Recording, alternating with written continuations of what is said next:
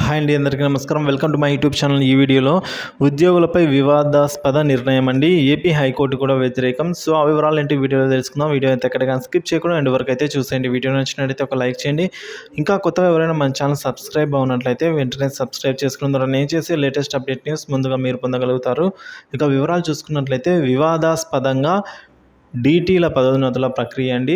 So revenue శాఖలో ఉప తహసీల్దార్ అంటే డీటీల పదోన్నతుల ప్రక్రియ వివాదాస్పదంగా అయితే మారుతోంది. ఆ శాఖలో డైరెక్ట్ డీటీలకు అన్యాయం జరుగుతుందని అయితే వారు పేర్కొంటున్నారు. హైకోర్టు ఆదేశాలను వక్రీకరించి పదోన్నతులు కల్పించేందుకు సీసీఎల్ఏ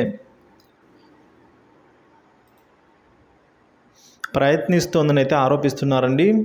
సో అడ్ హాక్ పదోన్నతులపై కేంద్ర ఎన్నికల సంఘం నుంచి స్పష్టత తీసుకోవాలని అయితే న్యాయస్థానం ఆదేశిస్తే ఎలాంటి షరతులు లేకుండా వాటిని ఇచ్చేందుకు అవకాశం ఇవ్వాలని సీసీఎల్ఏ కోరుతోంది అని అన్నారు. సో దాంతో డైరెక్ట్ డీటీలకు అన్యాయం చేసేలా చూస్తోందని, జాయింట్ కలెక్టర్ కావాల్సిన వారు తహసీల్దార్గానే పదవి విరమణ అయ్యేలా చేస్తోందని అయితే విమర్శించారు. ఎన్నికల ప్రవర్తన నియమావళి అమల్లో ఉన్న సమయంలో నేరుగా పదోన్నతులు ఇవ్వడానికి అవకాశం లేక ప్రభుత్వం ప్రధాన కార్యదర్శి ఆధ్వర్యంలో స్క్రీనింగ్ కమిటీ కోర్టు ఉత్తర్వులను వక్రీకరిస్తూ సీసీఎల్ఏ లేఖ రాసిందని అయితే పేర్కొన్నారు. సో మొత్తానికి ఎవరైతే డైరెక్ట్ డీటీలు ఉన్నారో వారికి అన్యాయం జరుగుతుందనేది ఈ విధంగా లేఖలో పేర్కొన్నారండి. ఇది ఇప్పటివరకు ఉన్న తాజా సమాచారం. ఈ వీడియో అయితే లైక్ చేయండి. Thank you for watching this video.